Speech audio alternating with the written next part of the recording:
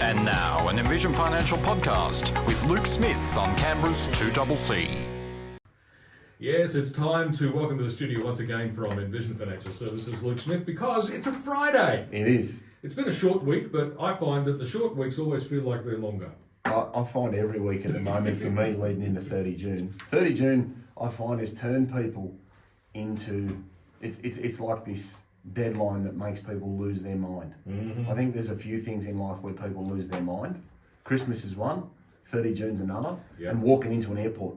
Oh, yes. A sane person can turn into a psychopath in an airport too. But I can tell you, walking into an airport with two brothers and a friend and arriving there set to travel overseas and discovering that your brother has left his passport at home, Oof. that really does instill panic. Oof, that is, there's tears and hopefully they're not yours.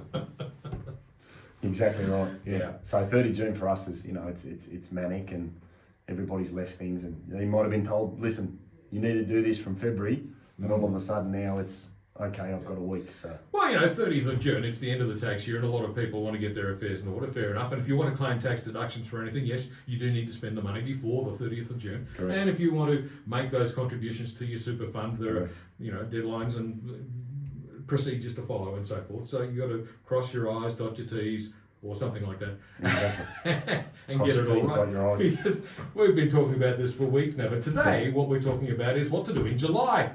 Yes, this one's come up a lot, and it's quite time related, because the reason that I've said should I open a self-managed super fund in July is there's a good time to open a self-managed super fund for the right reasons, but a lot of the time in that last quarter you generally don't open them, because if you do, you're up for a full tax return and you haven't had any value because you don't have any assets or anything in there yet. So I find a lot of people that come in and have advice and have a need for it for whatever reason, you say, listen, let's open it up in July, because then we've got a full financial year where we can pay a tax return and have some benefit and some value of the structure, as opposed to opening it now. And people think, oh, well, there's nothing in it, it won't cost anything.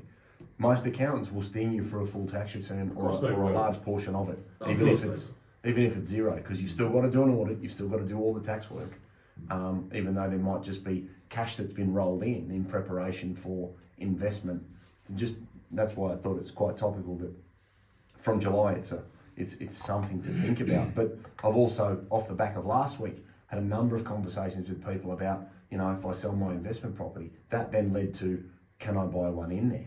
Or could I buy a commercial building in there because I'm self-employed? So we sort of segue that into why would you consider one, and what are the key benefits that people should remember, and some misconceptions that may preclude you from thinking that it's a vehicle that could be advantageous for your situation because of something that was said at the golf course or at lawn bowls.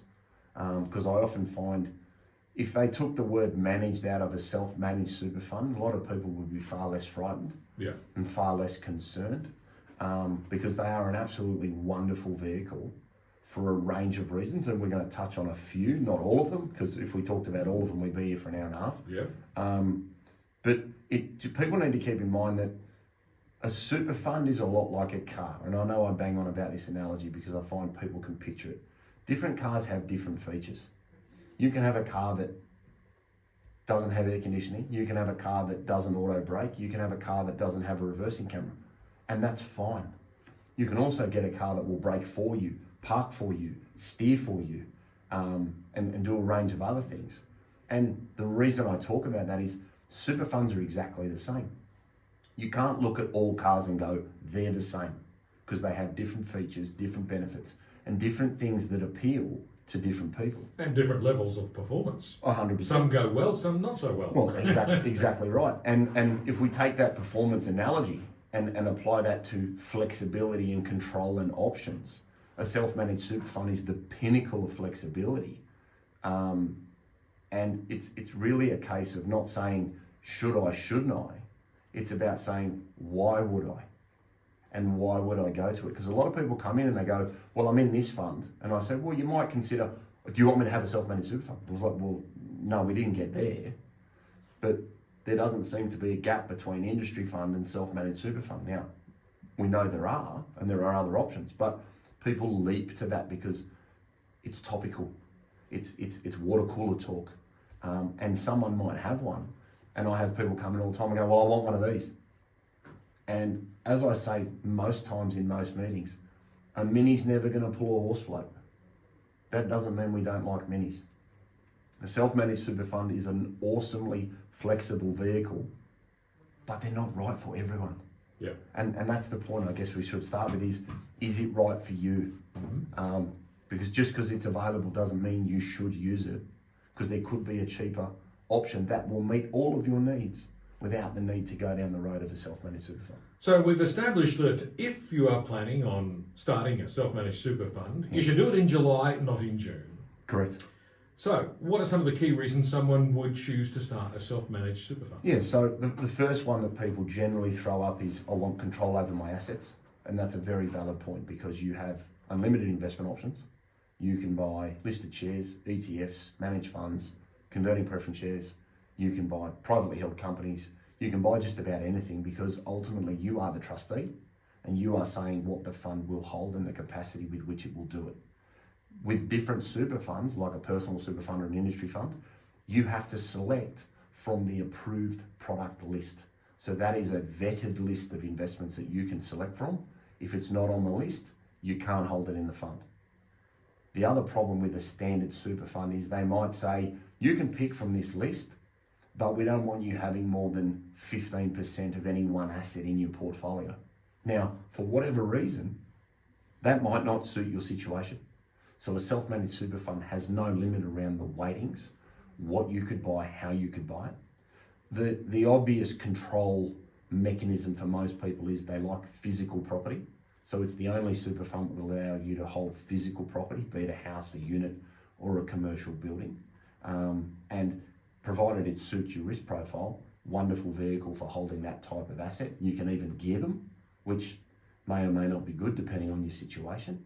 But you can have a loan, a limited recourse loan over property in a super fund.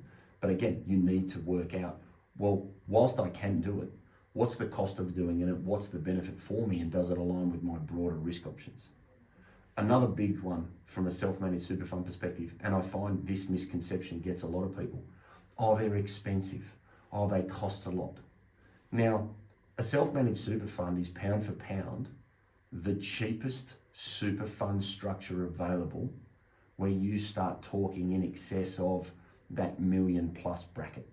Now, if you can have multiple members in a fund, and within a household, generally you find a couple will have a self-managed super fund, 2 business partners might have a self-managed super fund, so you can have multiple people have accounts inside a self-managed super fund. So from a scale perspective, a self-managed super fund with a balance in excess of $1 million, 9 times out of 10, when you look at the internal cost ratio, so the cost of the investments you hold, and then the audit and the admin tax, it's cheaper than an industry fund. Now, if you open a self-managed super fund with $300,000, that's going to be an expensive exercise, okay? Because a lot of the costs of a self-managed super fund are mandated, in that you must do a tax return, you must have an audit, and they will incur a cost depending on the service provider that you have. It costs to open them up, okay? So there's an establishment cost because you need to create a deed. You might need to register a company as the trustee. So there's a cost in bringing it to life. You're only starting to make it sound more and more complicated. Well, I think this is why people need to understand that the first cab out of the rank is it right for me? Yeah. Just because there's a name for a unicorn, it doesn't mean you can get one. Right. I keep telling my girls that. But this is a similar principle. It's great in the right situations. Yeah. So they're very, very cost effective. Some other benefits include, the control of tax. So a lot of people go into a self-managed super fund, especially into retirement phase, because you can run multiple pension accounts across a couple. You could run multiple accumulation accounts, all under the one umbrella. Now, if you're in a normal super fund and you start a pension, as we know, you can't add to its capital value. So you need to run another fund on the side. So if you've got a couple that have got 1 or 2 pensions and an accumulation account, you could have 4 to 6 funds. Now, from an admin perspective, from an investment perspective, from a cash management perspective, that's not the most efficient way to do it. So this vehicle is a wonderful structure because you can run multiple pensions, multiple accumulation accounts, all under the one umbrella. Some other tax benefits are, you could use surplus franking credits from a pension to reduce the contributions tax payable by the fund if you were making deductible contributions before 30 June. You could use one member's pension account to offset the tax on contributions or earnings in their accumulation account. You could use a pension payment to fund a deductible contribution the next day for yourself or a partner. So strategically, all we're trying to illustrate here is that this vehicle has so many benefits that the average consumer is not aware of, because they generally look at the value of a fund with two mechanisms. One, performance. Two, cost. Think about the tax to the next generation. So if you die and you have a taxable component in your super fund, non-dependent children or adult kids pay 17%. You can undertake a recontribution strategy to reduce the taxable percentage of your benefit. It does take some time depending on your balance, but you can do that in a self-managed super fund without the need to sell assets. And you could have $50,000 in the bank and reset $360,000 of taxable component without selling a single investment. So if you think about that, the benefit then from a tax perspective for the next generation is exponential. And again, you've got the simplicity of a single vehicle to hold your retirement assets. If you did that type of recontribution strategy in an industry fund or a personal super fund, you've got to physically sell everything down, pull it out, put it back in, start again. So, there are some very brief illustrations of why that vehicle is strategically so wonderful that a lot of people haven't considered the benefit of, because they don't look at those types of things in most situations to evaluate whether it's good or bad. 11 to 5 now on 2CC. Luke Smith from Envision Financial is with me in the studio, and today we're asking the question, should I open a self-managed super fund in July to hold my retirement assets? We'll be back with more shortly.